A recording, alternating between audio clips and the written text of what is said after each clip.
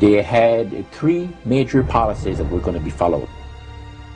First, Lucifer says, we have to make sure that people, humans, get to believe that Satan and his angels do not really exist. You know, Roger, that's interesting because a recent research study report that I read indicated that in a national survey, I believe it's over 75% of people do not really believe in a real tangible devil. But there is one. Oh, yeah. The next thing, the three parts policy that they had adopted there, the second one was to find a way of being able to get total control of people's minds. And that would be done by taking hypnotism out of the realm of the occult and introduce it as a new science for the benefit of mankind. They felt that by taking hypnotism out of the realm of the occult and introducing it as a new science for the benefit of mankind, they could then use people of great renown, educators, people of capacity, that would do great things, such as supposedly regress people in time to former lives.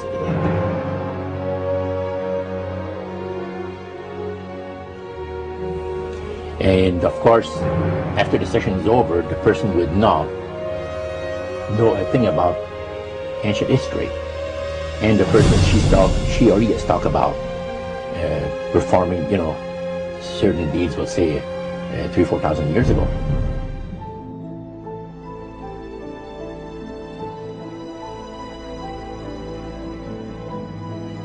But this was their strategy. Now, what this would do for the thing is this, that it would create in the minds of the general public, solidly set in the mind of the general public, an unwavering trust in that great deception. So now this would be a way of de-Christianizing the Western world through the avenue of mysticism. The three things were, number one, that they did not want Satan did not want the human family to think that he or his angels existed. Right. The second point that you made had to do with taking control of people's minds. That's right. The third point was what? Was to destroy the Bible without burning it. Okay. See? And what was his strategy on that? On that, it was very interesting.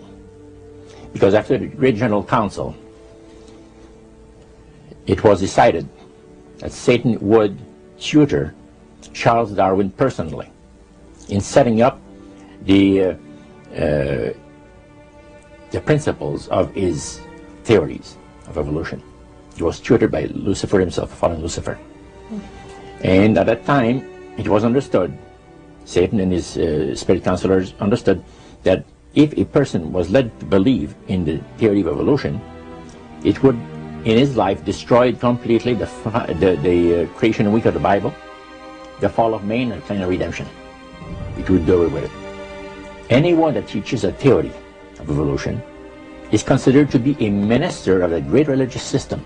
And he said that every teacher of that theory is recognized by the spirits as a person of great value and receives a very special unction from Satan himself, giving great power to induce spiritual blindness, to convince and convert. Three capacities.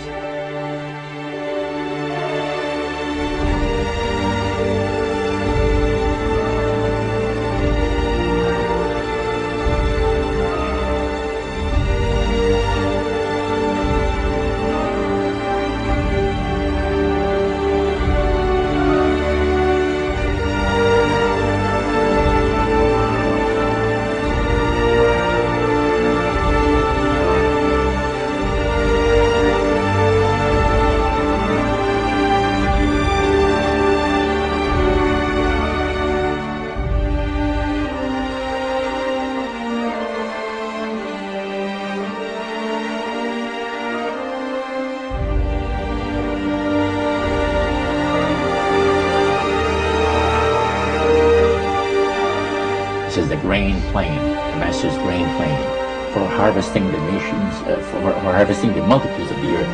into his cause just before the close of the great controversy between the forces of good and evil. It's going to be done in a unique manner.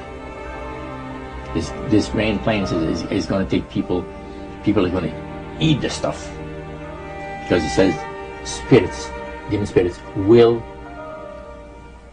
declare themselves to be inhabitants of far distant planets in the galaxies that are coming to warn the inhabitants of planet Earth of the impending destruction of the planet unless something seriously proper is done to avoid it.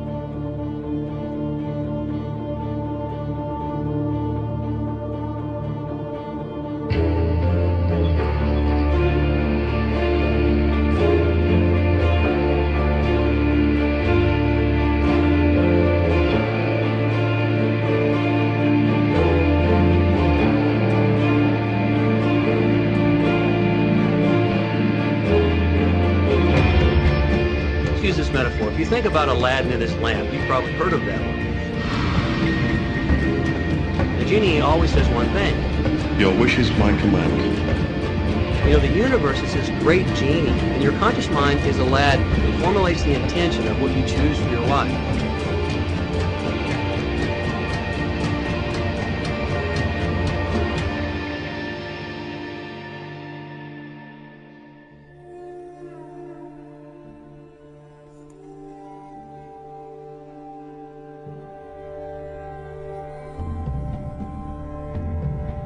At the very heart and core of all these secret societies lurks the Kabbalah. It is a method of encoding information through a system of mathematics and numbers. These people that belong to the secret societies never dared to write down in any language what they knew, what it was that they were guarding, because then someone could steal it and then the secret would be out. So they took this knowledge and they made it occult through a system of encoding, encryption, one of which is mathematics, numbers. Another is architecture. Everybody wonder, why do they have a fraternal organization called the Freemasons? Aren't those the guys that build walls? You bet they do. But every wall they build contains the secrets that have been kept and maintained throughout the ages, and it's encoded in the architecture and in the measurements of the buildings and in the mathematical formulas used to derive the geometry, the shape, the length and breadth and height of rooms. It's all encoded there.